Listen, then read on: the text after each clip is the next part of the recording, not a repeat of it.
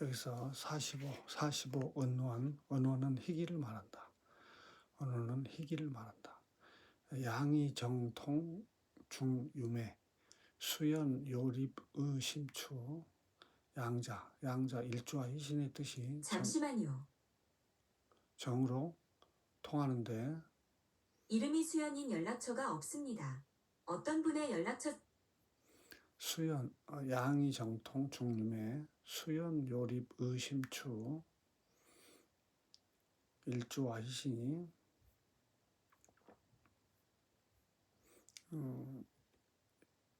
뜻이 정으로 마음으로 통하는데 사이에 중매가 있으면 비록 멀리 떨어져 있어도 은근히 사모한다. 양이 정통 중유매 일주에 소희지신이 멀리 떨어져 있으나 합신이 화하여 가까이 하면 이른바 양이 정통이다. 이는 마치 중매쟁이가 있는 것과 같다 하여 여중유매라 한다. 가령 일주의 희신인 병화가 시간에 가깝고 원래 투출한 임수가 기신인데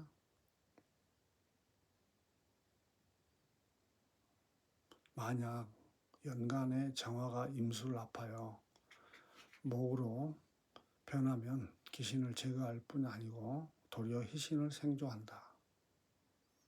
또 일주의 희신인 경금이 연간에 있으면 비록 유정하다 하더라도 멀리 떨어져 있는데 월간의 을목이 경금을 합하여 가까이 하면 이것은 한신이 변하여 희신이 되었으니 여중유매이다. 한편 희신이 원격하고 있는데 방통이 인통하여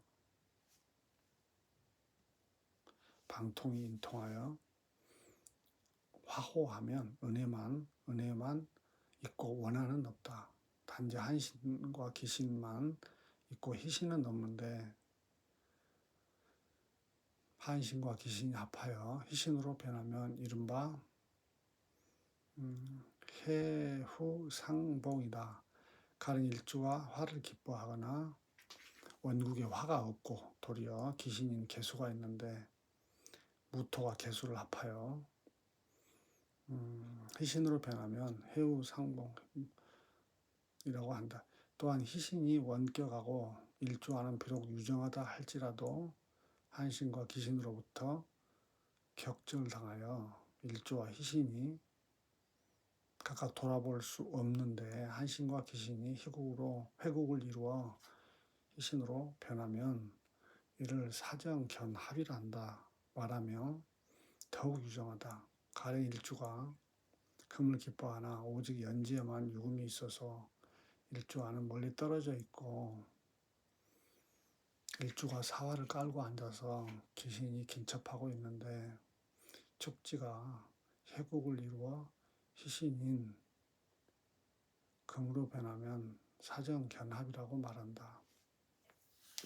사정견합을 유정견합이라고도 한다.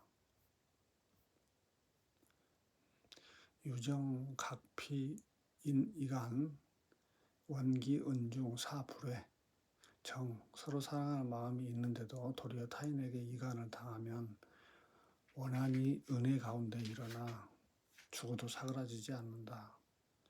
유정각피인이간 이거는 희신과 일주가 긴첩하여 유정하다고 말할 수 있는데 희신이 합하여 기신으로 변하거나 희신과 일주가 비록 긴첩하지는 않을지라도 도리어 일주와 유정한데 그 가운데 기신이 격점하거나 혹은 희신과 한신이 합하여 기신을 도우면 타인의 이간을 당하는 것과 같으니 은혜가 원한이 되어 죽어도 원망하는 마음이 사그라지지 않는다. 이를 원기은중이라 한다. 원기은중이란 원중은 지묘의 중간으로 되어 있다. 격신이 기신인데 희신을 합거하거나 혹은 희신을 충거하면 마치 타인의 이간을 당하는 것과 같다. 합으로 인하여 희신이 귀신으로 변화하면 이것이 바로 원기 은중이다. 설사 귀신으로 변하지 않다 하더라도 이것이 저격이 돼요. 차격. 이 차자가 조격. 가로막을 쳐죠. 조격이 있으면 역시 기탁 신고가 된다. 기탁 신고. 그 사불회, 불은 지묘의 약으로 되어 있는데 약은 마치 면목과 같다는 뜻이다. 사불회는 죽어도 사그라지지 않는다는 뜻인데 사약회는 죽어도 죄와 같은 앙금이 남아있다는 말이니 양자가 서로 통하는 말이라고 생각이 된다.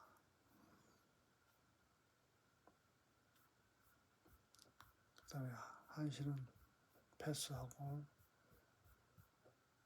정상도 그렇고 화상도 그렇고 가정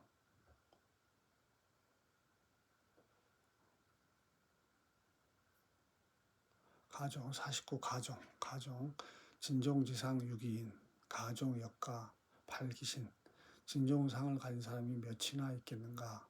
가족인 사람도 역시 발신할 수 있다. 출세할 수 있다. 진종의 상을 가진 진종지상이란 진종상은 지교에 가로 되어 있는데 모두 격을 뜻한다. 그래서 가종이란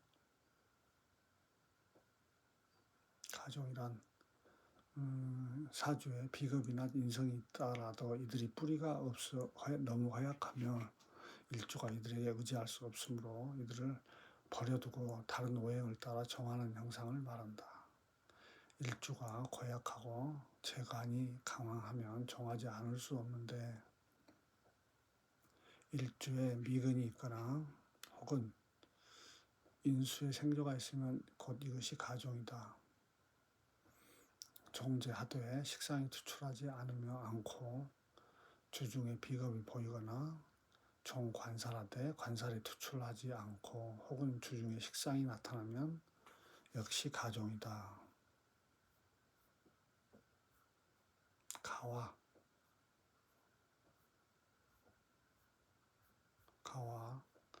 가와란 50가와란 가와지인 역다귀 고와 이성능 출류 가와격인 사람도 역시 귀한 사주가 많으니 고아나 이성 성씨가 다른 양자일지라도 능히 출중할 수 있다. 여기서 가와란 화신이 왕상하고 월시에서 득기하며 일주가 고약하면 화하지 않을 수 없는데 일주가 금묘를 뛰거나 겁인에 생부가 있으면 곧 가와이다. 또 화신이 극지를 당하거나 설기를 당해도 역시 가와이다.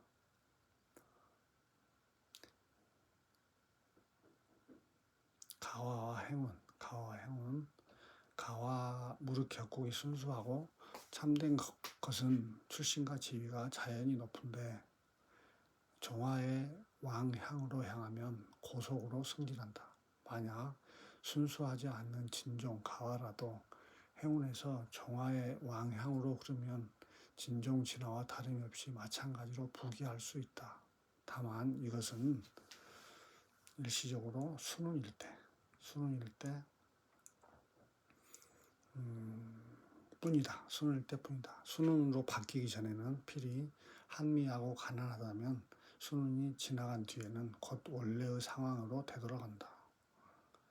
고화 이성 지묘에 이성 고화로 되어 있다. 어순이 바뀌었을 뿐 고화 이성과 의미는 다름이 없다. 이성은 어려서 부모의 사망으로 인하여 다른 성을 가진 사람에게 양육되는 사람, 곧 입양자를 말한다. 출류는 출류 발체의 준말로 여러 가운데 특히 뛰어남을 뜻한다. 이와 비슷한 말에는 출중, 출군, 발군, 전륜, 압권, 백미 등이 있다. 50일 순국 패스하고요. 방국, 52 방국도 52 방국 한번 해볼까요? 반국은 오행에 반생지리와 반극지리가 있다. 반생과 반극은 일주일뿐만이 아니고 용신에도 적용되니 반용과 역용이 이것이다. 군내 신생리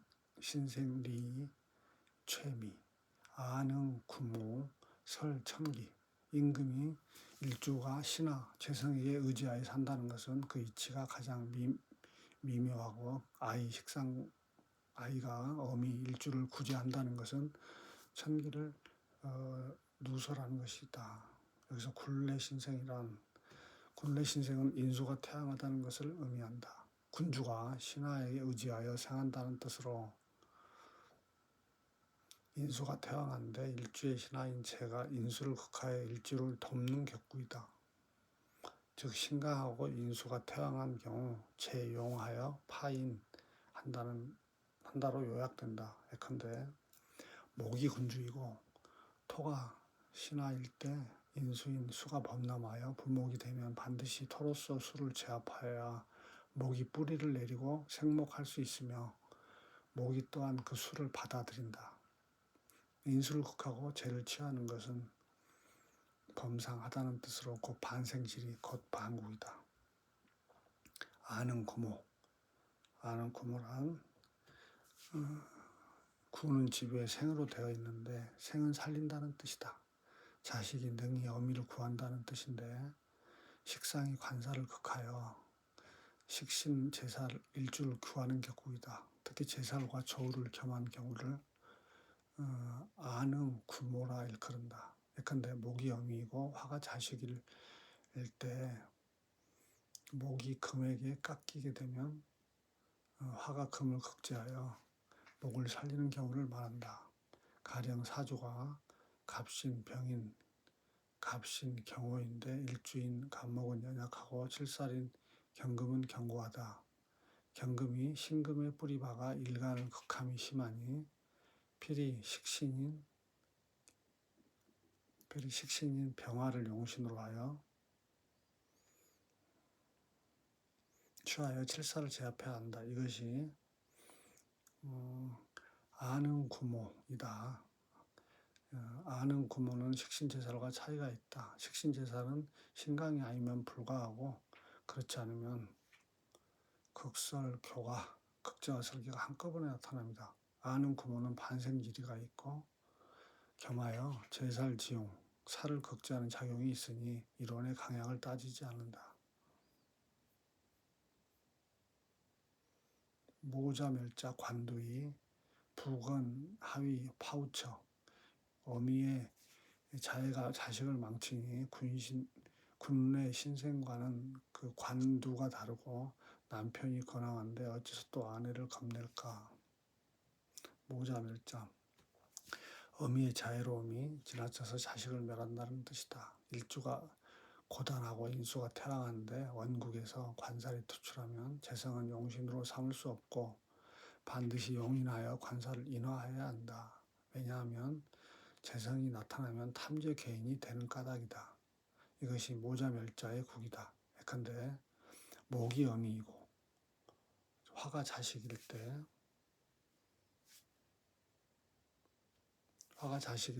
목이 태양하면 도리어 화로 하여금 치열하게 하여 화가 꺼지게 된다.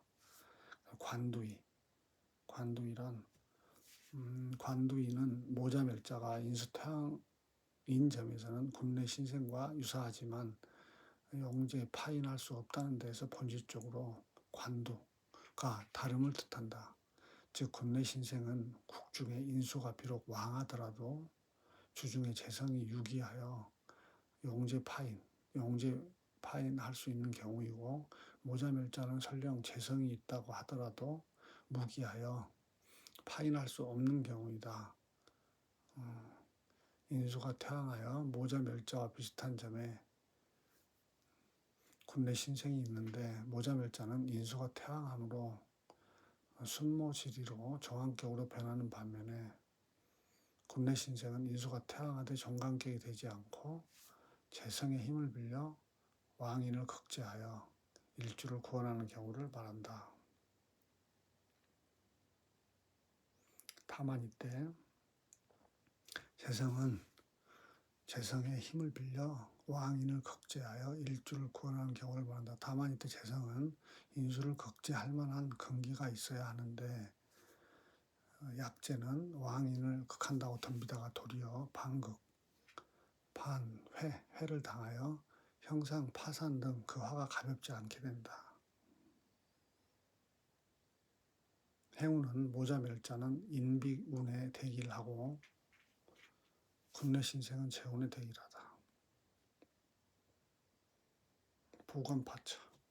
부관파처. 남편이 근황하나 저를 두려워한다는 뜻인데 제가 왕하고 인수가 없는데 관살이 나타난 것이 부관파처의 국이다. 가령 무술, 을미, 일묘, 경진의 명조와 같이 비록 인수가 없고 제가 왕성하다 하더라도 을목일주가 간여지동으로 통근하여 근황하니 정을 할 수 없는데 사주에 관살인 경금이 나타나 재성의 생을 받으니 전체적으로 신약격을 이룬 상황을 말한다.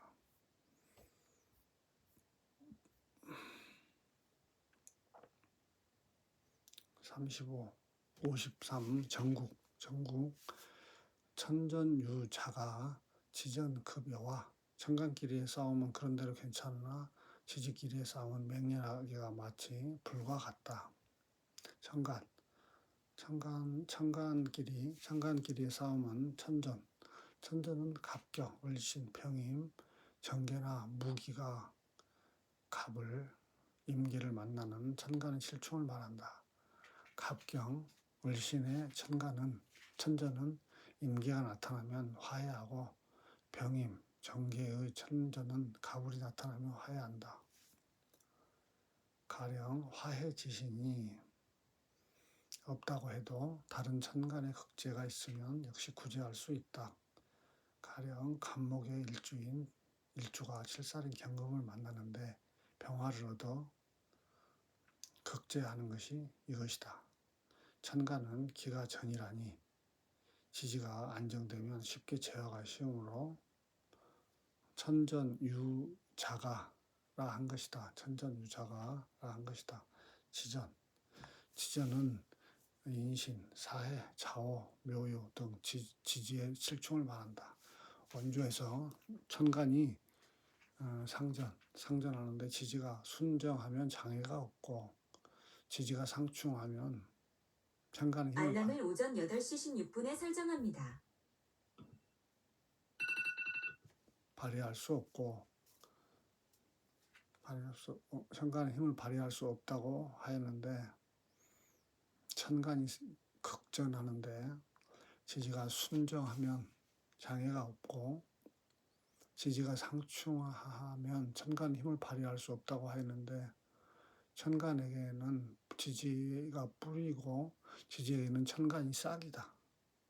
싹이 쇠약하더라도 뿌리에 손상이 없다면 의연하게 가용하나 뿌리가 뽑히면 싹은 비록 극해가 없다고 해도 반드시 마르고 쇠약해지기 때문이다. 천간이 충전한다고 해도 지지에서 회합이 유력하면 동기를 가라앉히고 쟁기를 해소할 수 있으나 지지가 충전하면 천간의 힘을 발휘할 수 없으니 천간의 극은 가벼우나 지지의 충은 무겁다. 지지는 기가 복잡하니 천간이 비록 순정하더라도 제화가 어려우므로 지전급여화라 한 것이다. 합국 54합국 합유의불리 합다불위기 합에는 마땅한 것과 마땅치 않은 것이 있으며 합이 많다고 해서 빼어난 사주는 아니다. 여기서 합파란 합과 화는 다르다. 화는 반드시 득지하고 성국이나 성방이나 성국하여야 하는데 보통의 상합은 화로 논하지 않는다. 간지에 합이 많으면 서로 호응하여 유정하고 정기가 단결하니 일종의 귀할 징조이다. 합에는 천간의 오합, 지지의 삼합, 육합을 제외하고 암합도 암합이 있다. 암합은 자사상합, 무게, 인축, 인미상합, 갑기, 묘신상합, 을경, 진술상합, 무게, 사축상합, 병신, 무게, 오해상합, 갑기, 정입니다. 합다불기, 합다불기는 합에는 마땅한 것이 있고 마땅하지 않는 경우가 있다. 가령 목이 동냉에 생하고 병이 투출하면 한목 향양 추위 속의 나무가 태양빛을 향하는데 신이 나타나서 합과하면 병은 그 작용을 이룬다. 금수상관이 동냉에 생하였는데 천간이 정이고 지지가 오이면 금수가 온난하여 임과 해가 나타나면 그 작용을 이룬다. 이것들은 합이 마땅치 않는 경우이다. 또 간지가 상합 하면 그 상호 간에 결합하여 유정하나 지나치게 유정하면 포부가 멀리까지 이르지 않는다고 하였다. 예컨대 간목은 기토를 제로 삼는데 재성이 나에게 오는 것은 물론 아름다운 일이지만 또다시 자축에 올라타서 내외에서 합이 더해지면 간목은 기토에게 구속되어 정의가 단단히 묶여지고 그 밖에 재관 인수는 모두 그 마음을 움직이기 부족하다. 그러니 어찌 그 지향하는 바가 원대할 수 있겠는가.